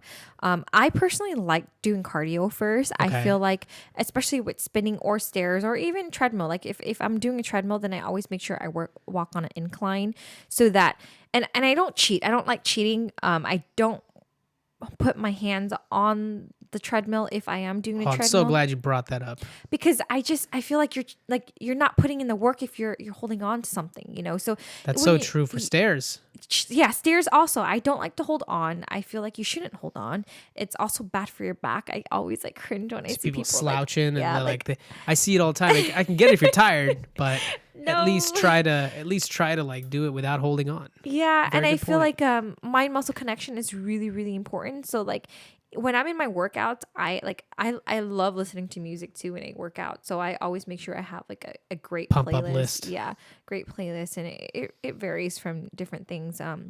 But again, mind muscle connection. So like, whether you're doing treadmill, you're doing stairs, or the spin bike, you want to make sure you're really engaged with like your legs. You're really squeezing your glutes if you're walking up the hill, because you can always squeeze them. Yeah. Same with stairs and same with the bike. So I usually warm up with cardio first. I do about 20, 30 minutes of that. And then I like to do band work. I feel like the band work really helps warm up my hips. And depending on what muscle group I'm going to work on, I will do like, if I focus on glutes today, then I'll do more warm-ups for glutes. Like I'll do the abduction machines. I see. Or if you don't have that machine, you can also do it with bands. And if you don't have bands, then you can also warm up with, just by doing like lunges, split jumps, body weight exercises are just great. Like you can have a really good workout, but again, it's all about mind muscle connection and really squeezing your glutes. And Is your there muscles. an exercise that you found to be like the Sandy staple for glute development? I don't know. I do it all. I don't think so. No. I make sure I squat, I do lunges, I do leg press, heavy. Girls, I think that's the one thing that a lot of girls are afraid of. Heavy. Like, I feel like, I'm not that strong, but to me, like I've been training for so many years, and if you look at my physique, girls cannot possibly get like bulky. So no matter how much weight that we lift, you cannot be like a man unless you're taking steroids. Yeah. Fair enough. So again, don't focus on the weight, but more so like just improving every time. And I don't like to count my reps. I feel like that's cheating also. Like if you say like 10 to 15, then in your mind, you're already like psyching yourself out at 15. Yeah. So I don't count. Yeah. I just go until I can't do anymore. And if I feel like I can do a lot, like 20, for example, then I'm like, okay, that's too easy. Yeah. Up the weight. Yeah. You got to up the weight. I can agree with that. The only advice I give to like guys is to leave their ego at the door and not try to lift the gym, lift heavy, because it's the complete opposite. Like for me, a lot of guys would ask me, well, how much you bench, bro? How much you squat? I'm like, dude, it's none of these impressive numbers that you think I do, because what I used to always do was, for me, what worked, and this was again self-awareness into figuring out what works for you. Like for me, I couldn't load up the bar with 4 plates and squat that, because my joints wouldn't handle it. Yeah. And it would just, I've had too many issues with like knees and lower back whenever I try to do heavy squats. So then what I would do, injure yourself, because then you can't train. So what's the point? So I would always do like for work. What worked for me was like, and I follow a lot of Kai Green's workouts and a lot of high volume training, which for me was like not a lot about the weight, but about reps and sets. Like I would do 5 sets and like 6 sets, and I would do the 20, 30, 40 reps. At one point I would do 100 rep sets. Wow. Yeah. Like I would do one, I remember vividly, like I would have workouts where it would be like for 4 to 6 weeks, it would be 100 reps only. So if I were to go in and do a body part, like, especially if it's a stubborn body part, like for legs, it was difficult, but do 100 squats, like on the hack squat machine, do 100 leg press, do 100 like leg extensions, do 100 leg curls, do 100 lunges, walking.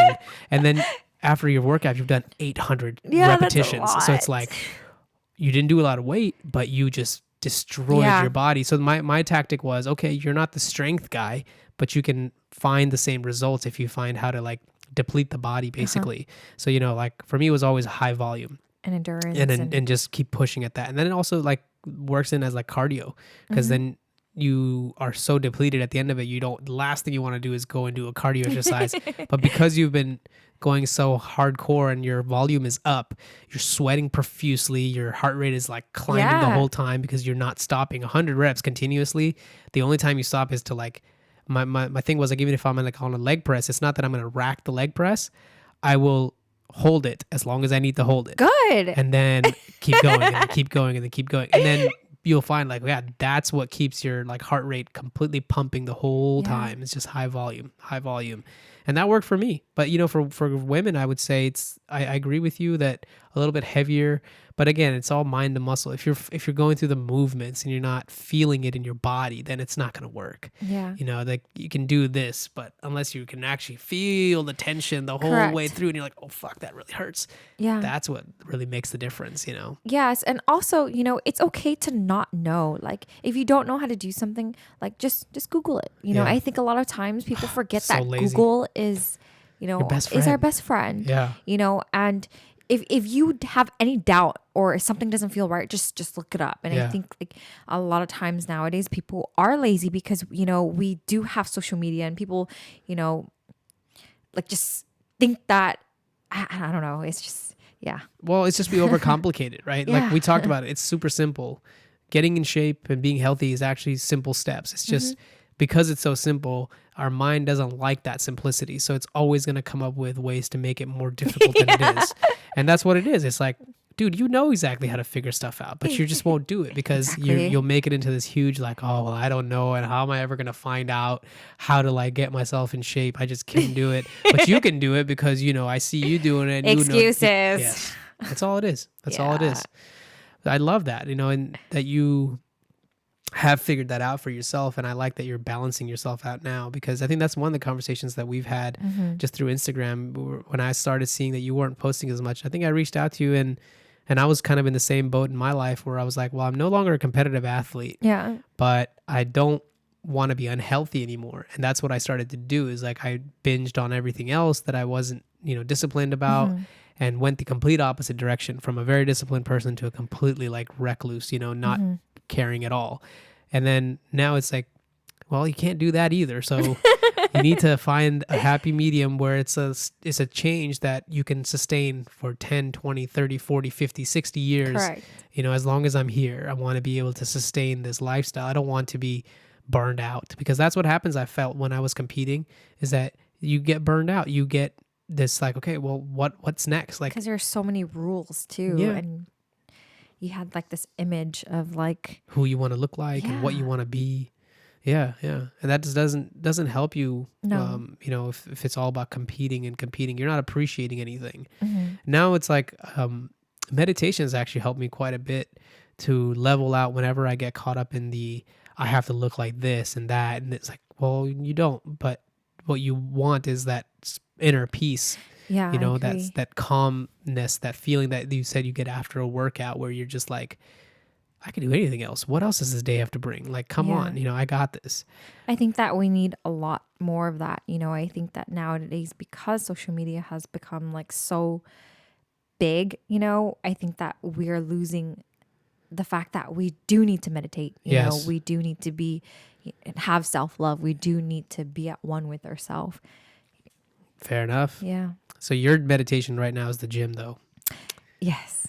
And that's good. 100%. That's good. I've been getting back into my meditation, you know, recently, because I was, so I did this, I learned a few things from YouTube first, like, because when I was like really getting depressed, I didn't know what to do with myself. I could definitely not motivate myself to work out.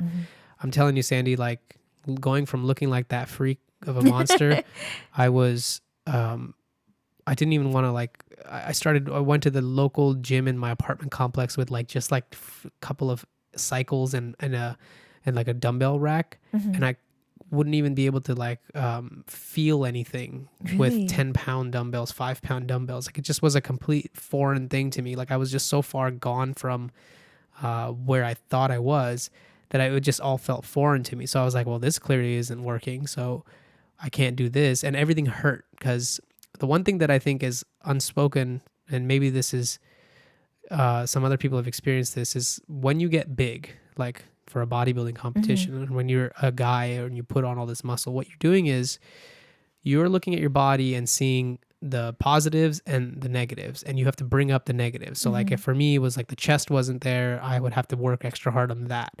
If the hamstrings weren't there, I have to work extra hard on that. Correct. So you're working towards all the deficient body parts. Well, that's great if you're consistently doing that. You've balanced out your physique and then you know about it. But the moment you stop working out, when your body starts to shrink, it doesn't proportionally shrink. Yeah. You know what I mean? Like the body parts that you did have struggle with tend to shrink more. And then that causes these imbalances of like pushes and pulls. And that's what I had, because I had stopped working out now consistently for a couple of years.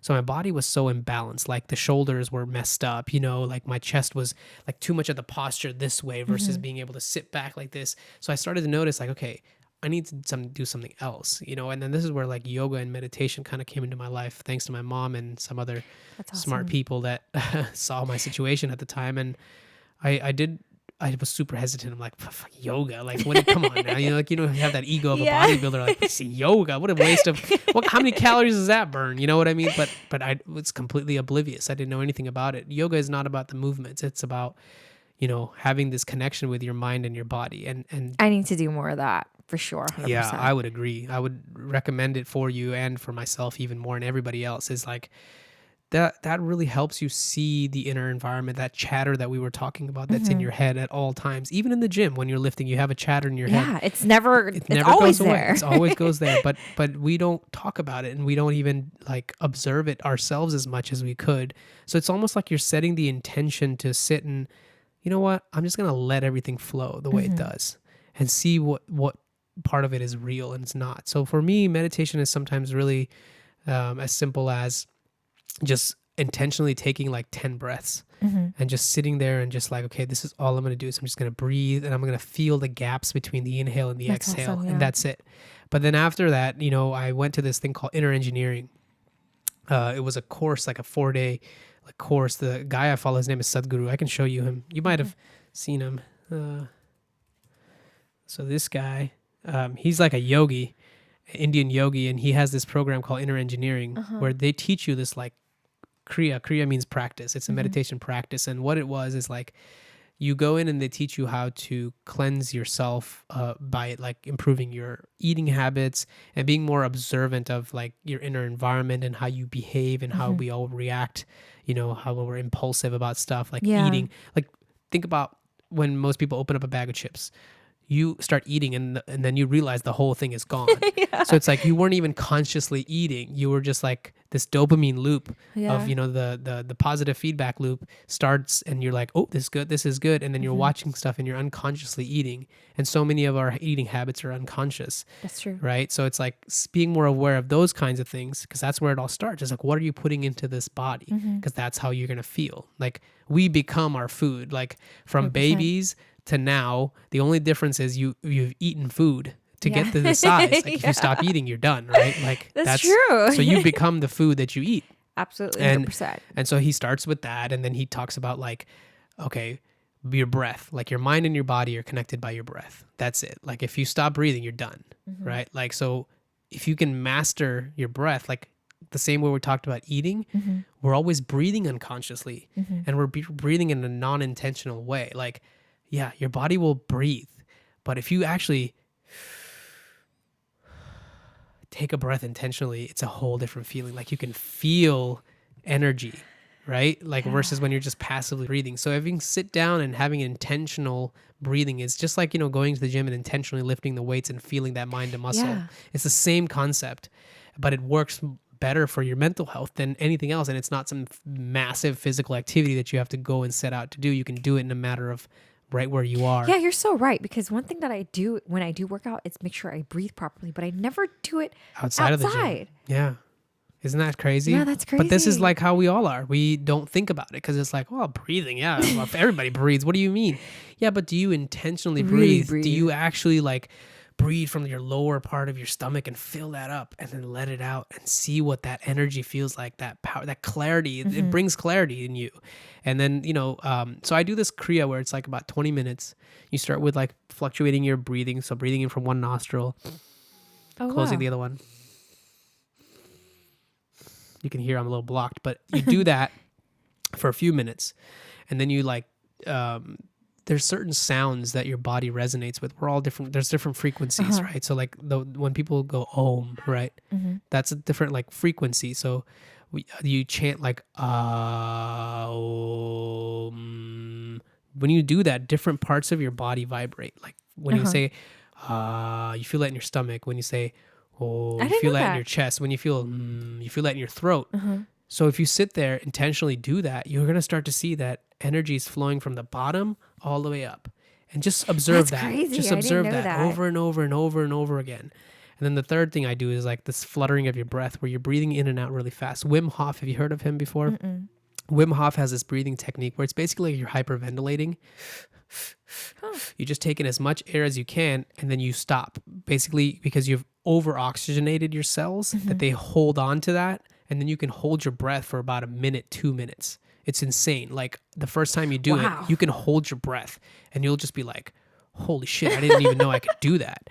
Right? We could try it if you want. The human body is so crazy. It's amazing. And so all the yogic Vedic texts, like Indian culture is what brings about yoga, right? And that's my culture, and I never really studied it as much. So I'm kind of reversing back to learning about more of that, because you'll find that all these things that we do externally to bring us fulfillment and satisfaction are not it. It's like you have to do the inner work, and you have to understand the inner environment and fix that. And That's so true. And the meditation is one of the big key. And you don't even have to call it meditation. Call it breathing exercises if that makes you feel better. You know what I mean? Yeah. People have a stigma associated with the word I agree. meditation, but I agree. it's no different than like doing a warm up exercise for your body parts. Perspective. But it's for your mind, and it's for your entire existence. Like being able to see that mental chatter. Like, so when I'm sitting there and I'm trying to do these breathing exercises, it's not like my mind just like says, all right, dude, I'll come back to you later. Yeah. It's in there. It's always in there. It's like, it's like saying random things like, oh, you're such a piece of shit. You can't get your life together. You're this and that. And all I'm doing is like, that's cool. I'm just going to keep focusing on my breathing. And you start to see that there's this distance between the chatter and then between you. And then you start to, this is where like my dilemma starts, is like, then you go into the questioning of, well, who am I? And what part do I play in that chatter? Because that voice is not entirely true. So why is it there? And then my analogy to it is like, this is your tool. Like your mind is a really smart computer that's there for you. And we can utilize that. But most of the times we're living in that chatter. Yeah, We're just going by what true. it says. We just do impulsively what it says. And what we need to do doesn't really get done. Like whatever you set out to do intentionally, you get distracted by your own mind. Yeah, we do. Because how many times we tell ourselves we're going to do this and that, and then we don't do it. Correct. So it's like we're our own employee and an even terrible manager, right? Like that's what's happening. So it's this self-awareness piece that I feel like sort of ties in. And I had glimpses of this when I was doing bodybuilding, because as you know, you have to basically silence that, like that voice. And even though it tells you, I'm so tired, I can't do this anymore. Yeah, that's true. You gotta push yourself. That's true. But then outside of the gym, how do you do that without having to go to the gym? This is where I would say like a practice like meditation, it's conditioning yourself to handle that sort of inner chatter, that inner like crazy sort of voice that can bring about so many things, you know, like the judgments of comparison and all of the tools, because your mind is as strong and as smart as you are. Like all the tricks that you have, your mind can use against you. Yeah. You know, it's your mind. You have given it all that stimulus. So there's a practice that needs to be put in place. And for me, and I think you should do it too. And we'll do a quick meditation before we get off this today. But it's something that I've found to be very helpful. And I'm not saying meditation cures everything for you, but it's a start. It's just like when you started and I started in my fitness journey and your fitness journey. It's like we have to start somewhere. You can't expect like one meditation session is going to make you like the most amazing human being in the world. No, but it's just like that first workout and that first meal isn't going to make you into the Sandy that you are now. No. But you took that time to do it. It's just I feel more and more of us need to take the time to make meditation or make mental health exercising I agree 100%, be like a real part of our routine and our ritual. So one practice that I do, it's a guided meditation in a way. And if you want to participate, and let's do it real quick if you want to. Do it. So this is the one that really opened up my eyes and made me see that I'm beyond the thoughts in my head. But again, it's not so easy to always be in this place. It's just a constant reminder that we have to give ourselves throughout the day. And even when I was telling you I was freaking out yesterday, it was this, I had lost in touch with who I am, and I was getting consumed by a thought about nothing else matters and that there's no purpose to my life. And that was what my mind was starting to use to keep me in its grip. And so the way it works is, imagine we're going to come into this room. Actually, forget about imagining. You're already in this room. But do me a favor and leave your mind outside. What I mean by that is leave everything that has anything to do with Sandy and her family and her past and everything that's happened outside for just a moment. We'll go back to it. But for now, let's just put that outside. And come in here and be with me without any projections of what we're going to do after this and what's been done before, what's next. Just simply let that be outside. Can you do that? Yes. So now when you're sitting here in front of me and we're talking, your mind might want to come back in, but remember you told it to be outside. Mm-hmm. But being completely present with me right now with no anticipation of what to do next and no problems about what's happened in the past because you don't have to deal with them right now because the mind is outside. Correct. How do you feel now? Peaceful. Automatically, right? Yeah, like peaceful. It's like this is our natural state and that's it. How simple of a meditation is that? Every time you can now see when your mind comes in with the next thought, you can see it because you've suspended it for a moment. That's crazy. Yeah. That's all it is. We can just turn it off. Yeah, but we're never taught this. We're never taught that there's a suspension of this dialogue that can happen. And once you realize this, you can also realize that you can reintroduce a dialogue that you want. Because when a thought comes about, oh my God, you got to do this thing, you're like, do I? Yeah. Or is that just a thought that just came and I just saw it walk by and I chose not to play with it? Yeah. You know, so it's like That's grounding a really good yourself way in this. of looking at it. Yeah. Yeah, just saying, you know, I know I have to deal with stuff. I'm not saying walk away from your responsibilities. And this was part of my big like turmoil was in the spiritual terms, they call this your ego. You know, you've heard the word alter ego. So think about what is your alter ego? That means it's an alternative ego. That means there's an ego in you already, right? And that ego in you and in me is I'm Abhinav and you're Sandy and everything associated with that. All the things that have happened in your past, your parents, your nieces, your past relationships, your fitness journey, all of that is something in the past. It doesn't exist right now. It's just a memory. But the fact that we keep reliving it and going back to it and being drowned in it is what keeps us like attached to it. That's true. Right? And it's necessary to some degree because otherwise then who are you and who am I? We're nobody if we don't have that identity. So it's like this duality play happening. Because if we woke up tomorrow, you and I, and didn't have our memories, what a different world it would be for us. We wouldn't even have the problems that we think we have today. That's very true. Right? Because the only reason those problems exist is because we have our memories keep bringing us back into the, hey, you have this responsibility. Remember, you have a sick parent or you have, you know, folks to look after. And maybe if you have children and if you're married, you have this and that to look after.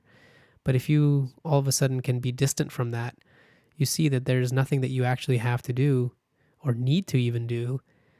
It's just there and you get to do it. So you can shift your perspective on everything. But a lot of it comes from like putting yourself in this zone and stepping away and seeing it for like the play. Like you mentioned this, like when you moved away from Florida, you started to see things differently because you saw it from an outside perspective. Correct. Meditation is just there to show you your own self from a bigger perspective. It's like imagine you're seeing from a different vantage point into your own story. So you can see it more objectively rather than in the personal way. In that like, oh my God, I'm so attached to like, what if this doesn't happen and that doesn't happen and this doesn't happen? Like, those are all projections about the future. Yeah. Those are all ideas, you know? But we get so attached to them and so gripped to them that, oh my God, if this doesn't happen, I'm going to be over. Everything will be over. But that's not true either. Yeah, that's true. It's just our mind is so strong. Self-induced. Yeah, it is. But, you know, and it's a really strong thing and it's scary because the moment you realize that that's what's happening inside of you, I tend to fall into like the dark parts of this where I'm just like, my mind used this against me. It will bring up things like, well, then there's no point to doing anything. Why do anything? Yeah, you know? I can see that too. But that's also not good. So again, there's a balance to everything. There's no one solution for it all because we're here in this like world and we get to play in this world. And I think it starts with, and this is what brings you and me together, is that we were both at an earlier point in our time started to think, well, maybe fitness is really going to give us what we're looking for. And it did to some degree until it started to tear itself apart too, because we realized, hey, look, even this isn't fulfilling me entirely. Yeah. Even me being in the best fucking shape possible is not making me feel like I'm complete. So then it's not going to be something external, because I thought about it that way. You know, I thought like, well, I'm in the best shape possible. I look better than most people around me. I have great mental health. I'm strong. I can basically do whatever I want. But for some reason, there's still this void. It was like this ego will never be fulfilled. I could buy all the nice watches. I could buy a nice car, buy a house, marry the hottest girl in the world. That's not going to fulfill you. You think it will. It's an idea again, right? But we need those ideas because psychologically, at least from what I understand, is we have to, in the present moment, like think of something that's better. Otherwise, we won't take action. Yeah. Right? Like if you were waking up in the morning and you just didn't do anything, well, great, you didn't do anything. But you think about, hey, if I go to the gym, I'm going to have a killer workout. And you know what? After that, I'm going to have an amazing day.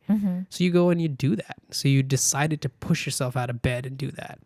Now I'm saying all this stuff and I sound like I'm some like genius guru, but you know me better than anyone else. Yeah. It's like, that's not always the case either. Like even I have a difficult time Me telling too. myself this, you know, and I have a very tough time staying consistent with this, which is why I'm treating this like a practice. Like just like it was difficult to lift the weights, it's difficult to keep reminding yourself of this, but you got to do it. It's like reps and sets, baby. Yeah. Just got to do it. And I hope you maybe start some meditation. I would love to help you in any way I can. Yeah, I you know? definitely need to do more meditation for sure. Hell That's yeah. like without question. Wow. Yeah. Sandy, this has been fun. Yeah. You had a good time? Yeah. Is there anything that you want to bring up before we sign off? No, I'm just, curious what's going to happen after this. And you never know, but I'm glad I came today because it really helped me open up my mind and I learned a lot more about myself. And so thank you. Thank you, Sandy. I really appreciate you saying that. You know, I really hope to create a space with Blossom and with just myself and my life is like I feel like I've suffered with my own thoughts more than anyone else because that's how it feels because it's a personal perspective. But I also know that I can be the most liberated person if I can step away from those thoughts and or see them like we just did and change them. And I feel so compelled to help other people see this too. And I thought the physical part would be doing that because I thought I'd be the world's best trainer and I'll be like such a good physical trainer and all that. But that doesn't help you unless the mental health is there too. Correct. I agree. They both play together. Well, I think we should probably end it on this note because this has been really good. Yes, thank you. Thank you for so coming much. down here. Of course. And I thank want you for to come having back. me. Yes, we're gonna come back to fucking this do for this sure. All right, ladies and gentlemen, we're gonna go get out of here. We're gonna take a walk at the beach. Yes. Take care, everyone. Thank you.